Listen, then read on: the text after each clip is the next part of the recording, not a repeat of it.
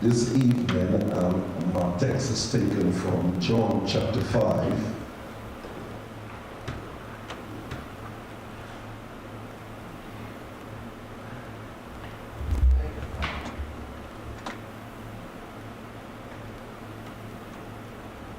And I'll just read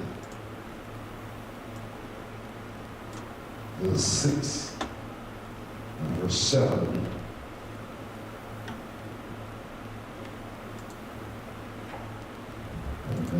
Just allow it as we go because of time.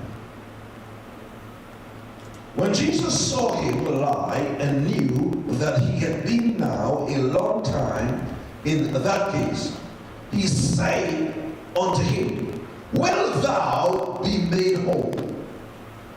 The impotent man answered him, Sir, I have no man when the water is troubled to put me into the pool.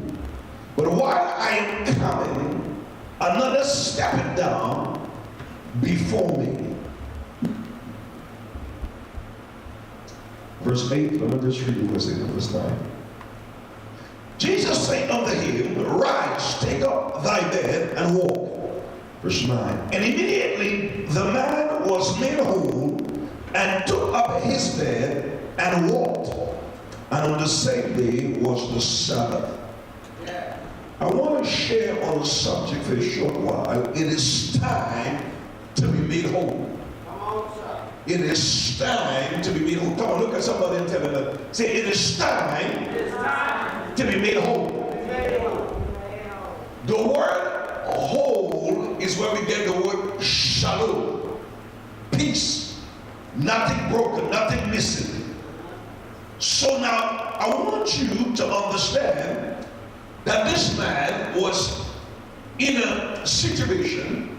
The Bible says he was in this situation for 38 long years. It didn't say he was at the pool for 38 years. It just said his condition was 38 years. And he was sitting at the pool, looking at other folks receiving their miracle, and yet it seems like nothing was happening to him. But the Bible said when Jesus saw him and know that he had been there long much, he said unto him, Will thou be made whole? My thing is, why Jesus will ask this man a question when he already know the answer? I want to just help you to this evening 7 things to know about you being made whole. 7 things. I just want to deal with 7 things. The first, number 1, long do not mean never. I said it again. Long do not mean never, because sometimes when you are waiting to be made whole, when you are waiting on a miracle, sometimes if it goes long, you can think it's never going to happen. Look at somebody and say, don't delay. It can still happen. Come on, tell somebody, say, don't delay. It can still happen. It is very important when you are in a predicament or uncomfortable situation and you are believing God to move on your behalf, you do not let time lie to you. But this man has been there so long in that condition, probably he will say this thing may never happen again. So long do not mean never. Number 2. No help doesn't mean you'll never be helped. I'm dealing with something because sometimes your mindset can stop your miracle.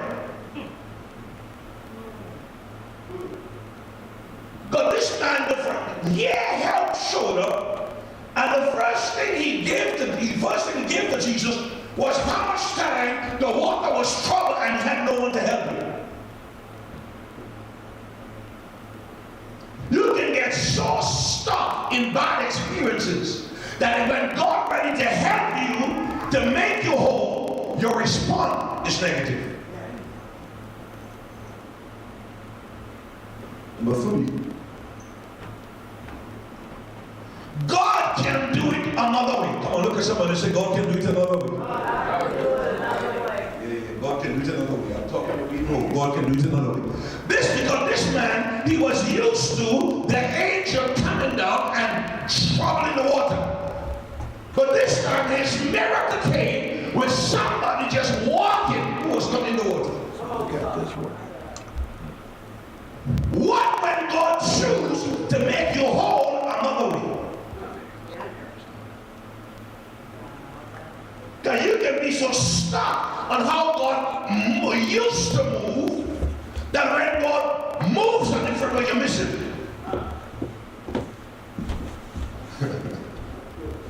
Oh. I'm trying to help you how to be made whole.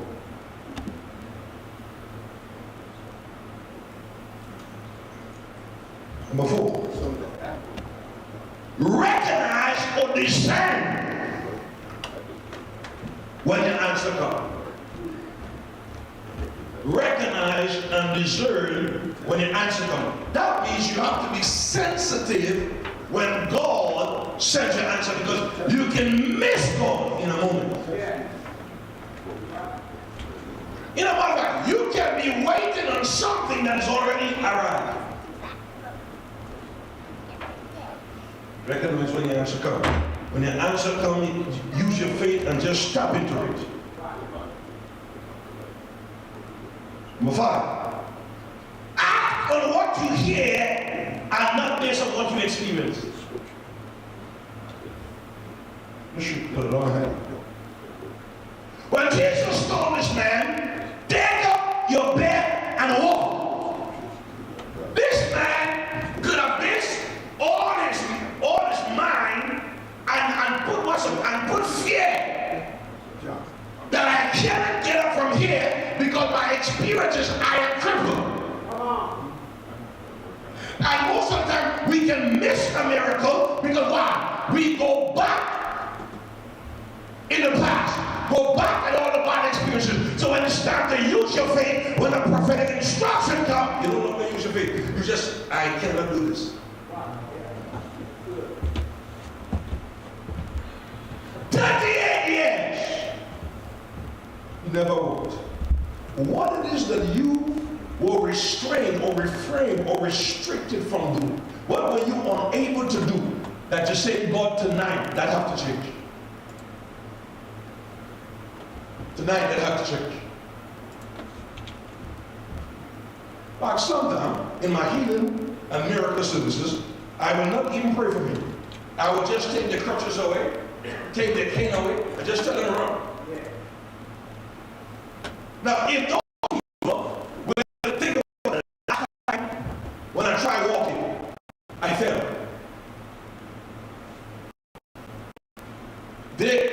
It will hinder them from what God is saying in the present. Faith is always in the now. Now faith is. What it is you can believe God to do for you now, in spite of all the bad experiences.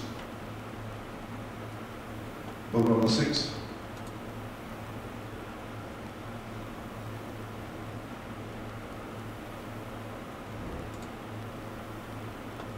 Close all doors that have access to the situation when you need hope.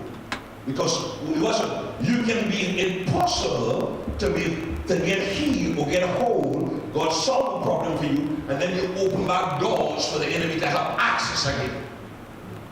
Now, in this text, Jesus told the man this after the man get healed. He said, "Go thy way and sin no more, lest a worse thing come upon you." Because sin gives access to the enemy.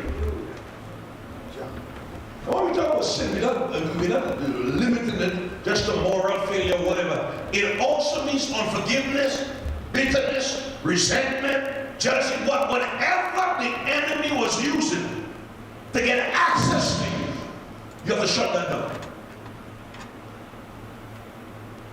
I hear people say this, I don't know which Bible they read. They say if God healed you, you could never get you wouldn't get sick again. That is not true.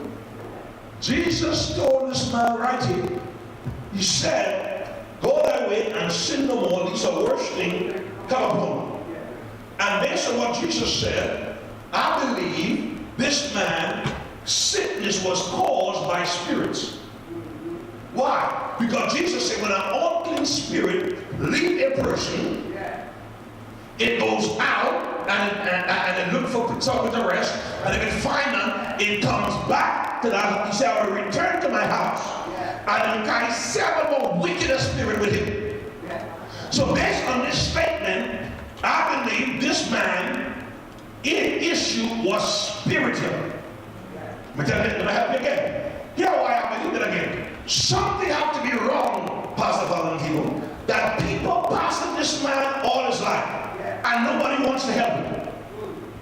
When demons are involved and spirit is involved, it don't matter how gifted you is, how skilled you are, people will just overlook you.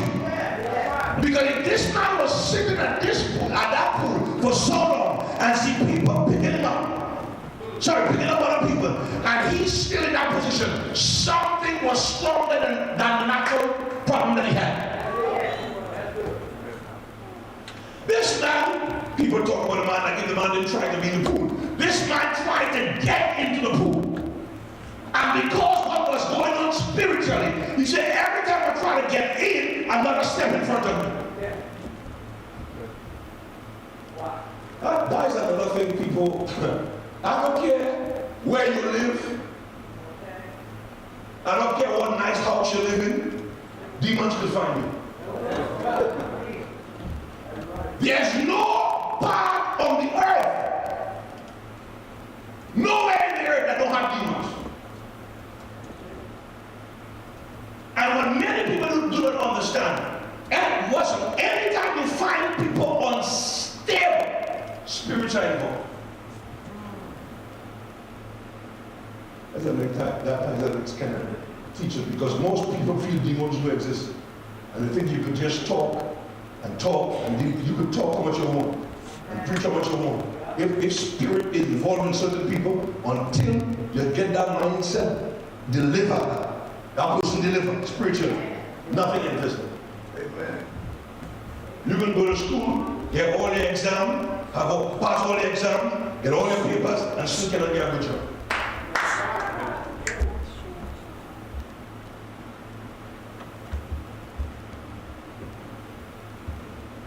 Some struggles are not normal.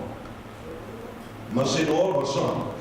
Number 7, keep serving God to seal your deliverance. He makes you whole. Keep serving God. The Bible said, and Jesus found it in the temple. The sad thing is, many times, people get healed, people get delivered, people get the breakthrough, and instead of they stay in the house of God, they go back to the house. The clubhouse, the whole house, the gambling house, the party house. So you go back now and you open that door for that spirit to come out. I don't even know what Jesus said, right? He said the last state of that man is worse than the first. So sometimes when I look at, when I discern the spirit, certain people behavior, and I'm going to, before I cast out the devil out, the first thing I'll tell them, I said, do you plan to live for God?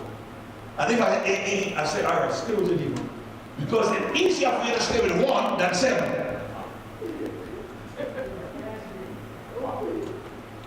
It's just the truth. I said, keep that 1. Now you're better off with that 1.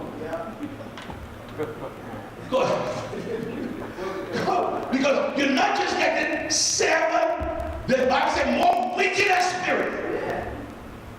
Now it's so harsh, but it is more evil to deliver them. And I know 7 more wicked spirits to come.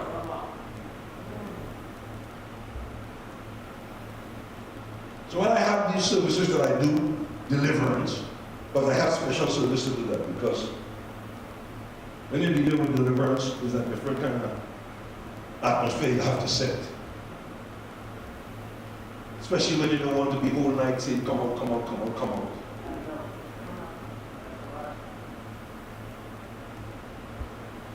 The 8. Testify about what God has done for you. You see what's the more you testify, is more you acknowledging your deliverance came from God, and then you keep reminding yourself, Satan, you cannot touch me again, because God did this thing.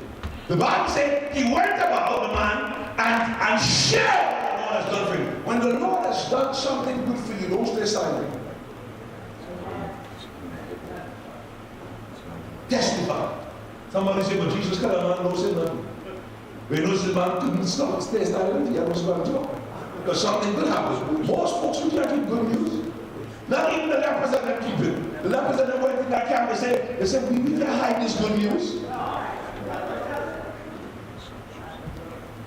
Somebody said, go tell it on the mountain, tell it everywhere. But Jesus is Lord. When the Lord delivered,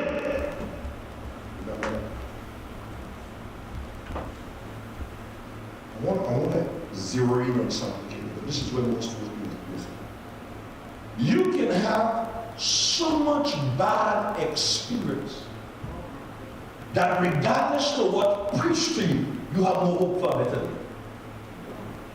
Say that again. I feel to emphasize that tonight. You can have so much bad experiences that regardless of what is preached to you, what is said to you, what is prophesied to you, you have no hope. In other words, I heard that already. I heard that already. You know how much time I get that prophecy? You know how much time people pray for me? You know how much this happened? You know what that happened? And they keep rehearsing over and over. All the time, nothing could happen when you heard something good. My thing is, every time you hear something good, you should believe. I say, every time you hear something good, you should believe. I say, every time you hear something good, you should believe. Especially when it's coming from God. So you live your life, and the Lord wants to make you whole. And you hear people say things like this, I tried that, and it didn't work. At this stage in my life, I think it's too late to believe God for that. Abraham had a promise from God, and though it take long, it still come to pass. Habakkuk said, though it tarry, wait for it. And sometimes we are bitter with God because He didn't come as fast as we wanted it.